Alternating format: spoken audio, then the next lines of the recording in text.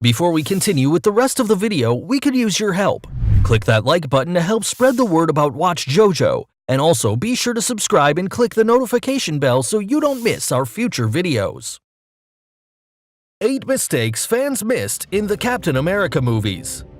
Out of all the films in the Marvel Cinematic Universe, the Captain America releases tend to have the biggest impact on the franchise as a whole. In The Winter Soldier, the Hydra reveal happened and the Avengers broke apart because of what happened in Civil War. Even the Terra sect came into play in the very first Captain America movie back in 2011. Honestly, as a whole, these movies tend to have the biggest connections to the greater universe at large. They tend to provide much-needed elements and turning points which have reverberations that are still being felt to this day. Even though the MCU does thrive on continuity, sometimes things can go awry. A film set is a very chaotic place, and meticulous attention to detail cannot always be paid. There can still be flubs from time to time. In something as massively intricate as this franchise, it's no surprise that there are such things that slip by. Whether it be due to logic fails, time constraints, or any of the other 100 little yet important things that come with making films of this scale, we can't say. But even if we can't speculate why these little snafus sneak past the radar, we can definitely point them out. It's time to look back on the Captain America films and see what makes sense and what doesn't. Some of these mistakes are glaring. Some of them only the truest fans have heard about. Number 8. Mysterious drying clothes. Shortly after his super serum infusion, Steve Rogers, played by Chris Evans, had to witness the assassination of Dr. Abraham Erskine, played by Stanley Tucci, by Hines, Richard Armitage, a sleeper Hydra operative. Following this, both Steve and the audience get to see how much his body has changed as he chases Hines barefoot through the streets of New York. At some point, Hines tries to escape in a small personal submarine. Steve, however, jumps in and beats through the glass in order to get to him.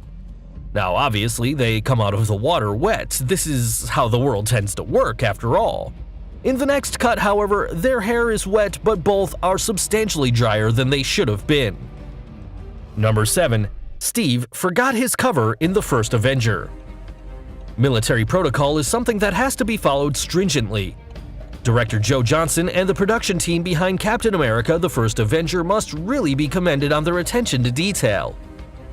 Apparently, firms in Hollywood can be hired that handle that sort of thing, which makes sense. Still, that doesn't prevent that little lapses of protocol don't happen from time to time. Mostly, the actors who play these characters were not soldiers. During the scene where Steve awkwardly flirts with Peggy, played by Haley Atwell, on the way to Project Rebirth, he is not wearing his cover, aka his hat. That is in line with military protocol.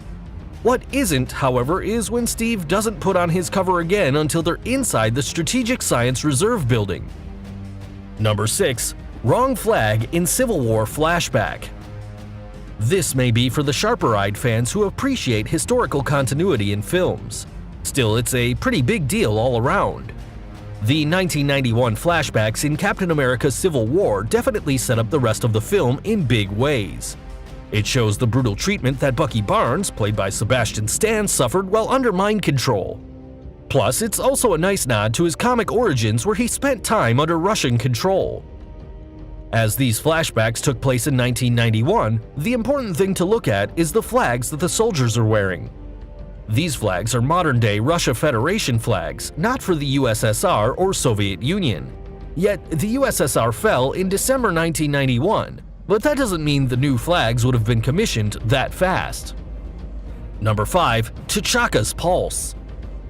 After the bombing at the UN meeting in Vienna during Captain America: Civil War, we get a heartbreaking scene of T'Challa, played by Chadwick Boseman, desperately checking the pulse of his father, King T'Chaka, played by John Caney. It's definitely one of the most tear-jerking scenes in the movie, and showed that Boseman would be a standout of an admittedly star-studded film.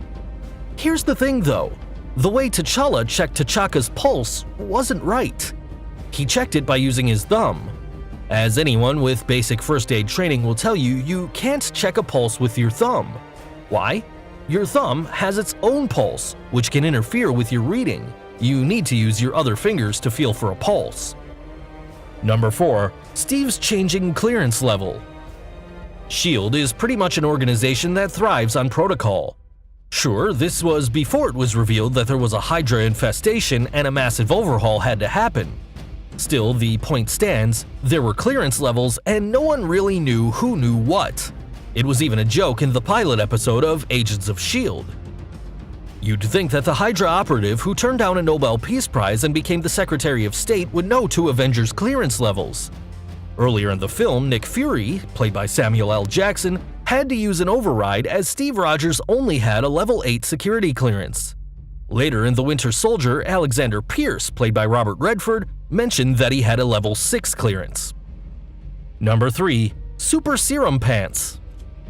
A running joke amongst most Marvel fans is that the Hulk must have some kind of magic pants. Given the massive weight and height difference between Bruce Banner, played by Mark Ruffalo, and the Hulk, these theories are valid. Otherwise, anything with the Hulk in it would have a very different rating. A more minor yet still puzzling variation on this is from the first Avenger. Steve Rogers walks in with perfectly fitting pants, and he's still in the same pants in the chamber.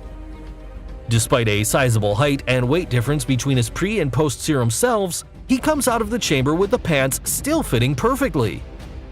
Look at him when he's running, he's not even showing ankle. Number 2. Crossbones elevator switch. For the most part, keeping everything perfectly the same on a film or TV set is a near impossible job. It's doubly true if you're trying to keep people in the same or similar place during a shot. You can rarely keep perfect continuity.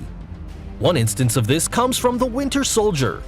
During a search of the mall, Brock Rumlow, played by Frank Grillo, boards an escalator. The little error here is that the person in front of Rumlow changes between the two shots. First, he's behind a woman as he searches for Steve and Natasha, played by Scarlett Johansson. Then, when they switch to a front-facing view, he's behind a man. It's a minor error, but definitely an annoying one. Number 1. Sam's shrinking sweat. Fans across the world have never related to a character running like they did when Sam Wilson, played by Anthony Mackie, got repeatedly lapped by Steve Rogers. In the opening of The Winter Soldier, Sam was going for his morning run, and Steve kept lapping him. It eventually leads to Sam snapping and attempting to outrun the literal super soldier. At the end of his workout, Sam has a pretty large sweat stain around the collar of his shirt. Moments later, however, when Natasha arrives to pick Steve up and Steve helps Sam off the ground, Sam's sweat stain has shrunk in size pretty significantly.